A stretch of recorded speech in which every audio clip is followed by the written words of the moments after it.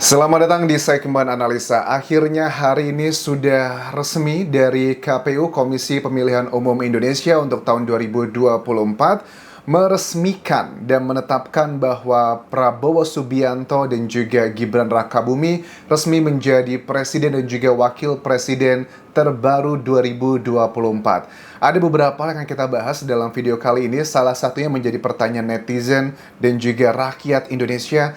Kemana nih Ganjar Pranowo dan juga Mahfud MD yang dalam penetapan presiden dan juga wakil presiden hari ini tidak hadir? Yang kelihatan adalah pasangan ya Anies dan juga Amin, sementara yang lainnya tidak hadir. Apakah ini adalah indikasi bahwa mereka masih belum legowo, terutama dari Ganjar Pranowo, ataukah sebenarnya Ganjar itu pengen datang tetapi karena ada perlawanan secara politik yang sedang dilakukan dari timnya mereka, makanya mereka tidak bisa hadir? I don't know, karena kalau secara hukum ini sudah kelar, sudah tidak bisa lagi dilawan lagi. Tetapi kalau secara politik, ya kita nggak tahu apakah masih ada perlawanan berikutnya atau enggak, karena bagaimanapun juga menurut dari Prabowo dalam memberikan pidatonya hari ini bahwa prosesnya ini begitu panjang dan sangat melelahkan, dan dia juga bisa memahami jika masih ada orang yang masih belum terima dan sakit hati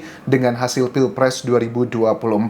Ada keterangan juga dari Ganjar nanti, kenapa dia tidak datang, nanti kita akan bahas. Tapi sebelumnya kita lihat dulu adalah pidatonya dari Prabowo yang menyapa Anies dan juga Amin, yang mengatakan bahwa saya pun juga pernah loh berada di posisi kalian. Ya, karena kan Prabowo juga sudah beberapa kali mencalonkan diri sebagai presiden dan juga wakil presiden, dan beberapa kali juga kalah. Ini adalah cuplikannya hari ini, teman-teman.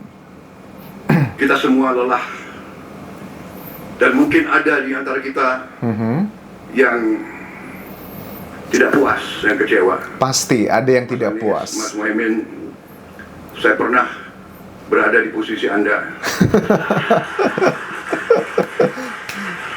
Gibran gak ketawa, dia diam aja dia. Serba salah soalnya ya. Saya tahu senyuman Anda berat sekali. Kekalahan memang tidak mudah diterima. Tapi ini yang dituntut oleh rakyat kita. Setuju. Kalau kontestasi adem-adem saja, kalau kontestan itu, ya kan, tidak tajam dan tidak keras, namanya bukan pilihan untuk rakyat. Rakyat minta pilihan, rakyat minta perbandingan. Dan saya terima kasih kepada Mas Anies dan Muhaimin. Juga saya terima kasih sama Mas Ganjar dan Profesor Mahfud. Walaupun tidak hadir ya. Mari kita bekerja untuk rakyat kita.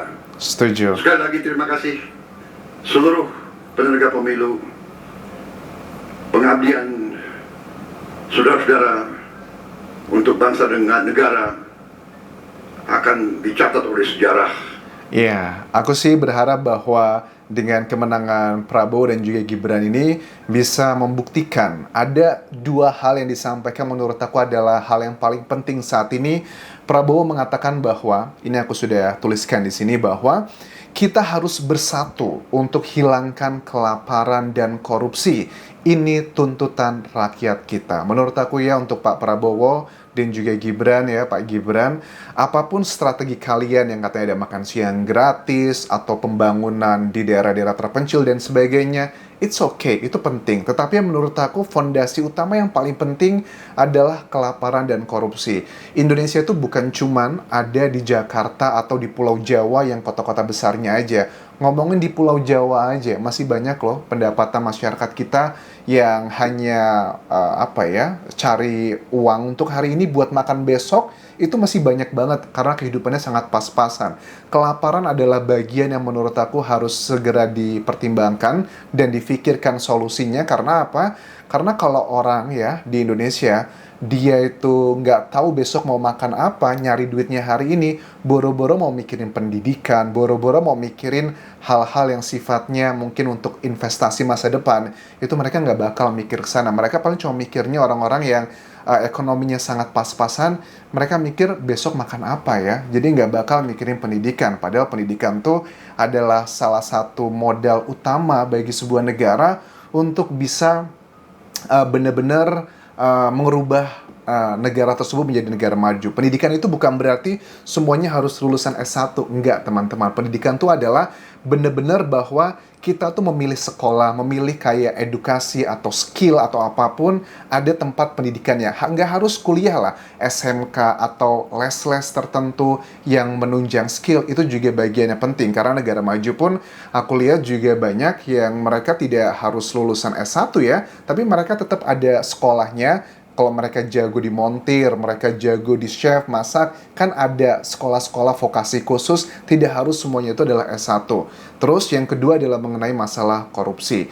Dan dikatakan dari Prabowo bahwa tuntutan rakyat itu adalah untuk korupsi. Ya, menurut aku sih harusnya segera dari anggota DPR ini, karena kalau aku cek di zamannya Pak Jokowi sekarang ini pun, untuk rancangan undang-undang memiskinkan koruptor itu sebenarnya sudah diajukan lama. Tetapi kan dalam sistem pemerintahan kita, kalau anggota DPR-nya itu tidak membahas, kan yang mengajukan tuh ya dari pemerintah kan ya, draftnya, bahkan dari PPATK pun sudah memberikan draftnya untuk rancangan undang-undang memiskinkan koruptor. Tetapi kan bagaimanapun juga anggota DPR kalau mereka tidak mau membahasnya, mereka tidak mau menyetujuinya, ya presiden nggak bisa lagi. Kan bisa dibuat kayak Kepres atau Perpu, itu nggak bisa teman-teman dengan sistem kita yang seperti ini, kecuali untuk yang benar-benar urgent. Nah, benar-benar urgent menurut aku itu adalah bagian yang subjektif. Kalau menurut aku sih, korupsi di Indonesia itu udah sangat memprihatinkan, harusnya sudah masuk dalam kategori urgent. Kalau seandainya nanti Pak Prabowo ternyata yang koalisi banyak nih ya, partai politiknya, let's say anggap aja lebih dari 50%, itu kan akan memudahkan kebijakan-kebijakan yang dilakukan oleh Pak Prabowo nanti ke depannya. Kalau seandainya koalisinya ada 50 atau 60% lah, di atas 50% gitu. Menurut aku itu akan sangat menguntungkan sekali buat Prabowo nanti pada saat mengambil kebijakan. Let's say anggap aja kan untuk membuat undang-undang itu kan butuh beberapa tahun ya, kalau seandainya diresmikan undang-undang perampasan harta atau memiskinkan koruptor itu mungkin tahun depan, itu kan baru bisa berlakunya ya antara 2-3 tahun setelah ditetapkan tersebut. Nah, menurut aku pada saat sedang masa proses seperti ini, Pak Prabowo nanti di tahun 2025 awal gitu kan ya, langkah pertama adalah dengan ngebuat perpu atau apapun lah istilahnya yang bisa ngebuat adalah memiskinkan para koruptor, karena sedang proses ke sana. Dan kalau ini nanti sudah berani Pak Prabowo mengatakan seperti itu dan didukung dengan anggota DPR yang notabene nanti seandainya 50% lebih adalah koalisinya dari partainya Pak Prabowo, itu akan sangat memuluskan sekali. Tetapi ini akan menjadi cerita yang berbeda kalau seandainya di anggota DPR nanti koalisinya tuh di bawah 50%, hanya 40%, jelas ini akan mengganjal kebijakan-kebijakannya Prabowo Gibran pada saat mau melakukan berbagai macam strateginya. Karena ya untuk anggaran, untuk semuanya, itu kan butuh persetujuan dari DPR. Karena kekuatan tertinggi memang ada di presiden ya, tetapi tanpa adanya DPR menyetujui, itu juga nggak bisa. Makanya kita nggak tahu nih, mudah-mudahan dengan kekuatan keviralan Indonesia, Pak Prabowo mendengarkan suara masyarakat, ayo dong Pak, korupsinya itu dihilangkan gitu. Please, dengan cara memiskinkan para koruptor. Kita lihat nanti seperti apa. Lantas bagaimana dengan statement dari Ganjar Pranowo yang tidak hadir dalam penetapan presiden dan juga wakil presiden hari ini?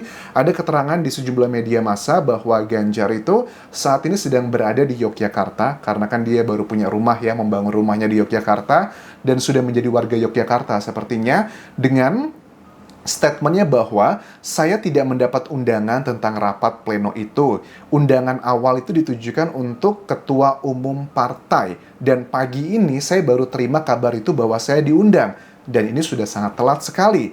Kalau menurut KPU sih nggak seperti itu. KPU bilang bahwa kami sudah mengundang semua pasangan calon kandidat pasangan 1, 2, dan juga 3. Tetapi mungkin ada miskomunikasi ya, karena awalnya menurut Ganjar Pranowo itu adalah yang diundang adalah ketua partai politiknya, bukan dirinya. Dan hari ini pun beberapa jam yang lalu pada saat penetapan pleno tersebut ya, rapat pleno tersebut, penetapan untuk presiden dan juga wakil presiden, Ganjar Pranowo posting ada beberapa hal di Instagramnya. Ada gambar foto pisang, dia lagi ke sepedaan dengan istrinya, makan pisang, dengan statementnya adalah begini. Coba sebutkan 5 jenis pisang. Kamu paling suka pisang apa ya? Netizen ada yang unik juga nih komentarnya, sedikit merosting. Pak Ganjar, mana nih? Oh gini, dari Joe, nih, pisangnya gini. Pisang apa yang paling kamu suka? Pisang kapok, Pak. Ini mungkin sindiran bahwa kapok untuk mencalonkan diri sebagai presiden, menurut aku enggak lah. Ini sebuah kontestasi. Kita lihat aja dari Pak Prabowo juga beberapa kali, 2 kali ya kalau nggak salah, mencalonkan diri sebagai calon presiden pun kalah. Dan akhirnya di percobaan ketiga kali sebagai capres, baru dia berhasil. Menurut aku, tak ada kegagalan dan keberhasilan yang abadi. Yang abadi itu adalah apa ya? Perjuangan sih menurut aku. Ya kita lihat nanti ya, apakah Prabowo dan juga Ganjar ini akan menjadi koalisi ataukah akan menjadi oposisi.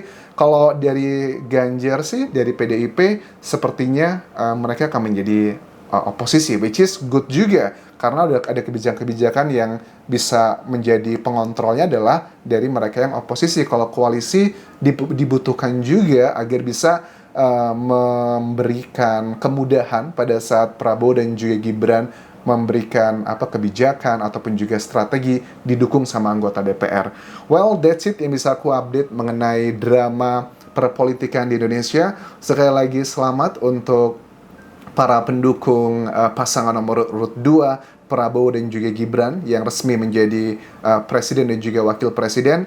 Kita sudah selesai pemilihannya, karena Prabowo dan Gibran itu bukan lagi untuk para pendukung nomor urut 2, tapi sudah akan menjadi presiden dan juga wakil presiden untuk seluruh masyarakat Indonesia, bukan cuman golongan tertentu. Kita tunggu gebrakan-gebrakan yang luar biasa. 2 hal lah yang diperlukan Indonesia. Pertama adalah berantas korupsi, dan kedua adalah memberantas untuk kelaparan. 2 itu aja fokus, aku yakin Indonesia akan segera keluar dari jebakan sebagai negara berkembang. Terima kasih sudah menonton. Sampai ketemu lagi di video berikutnya.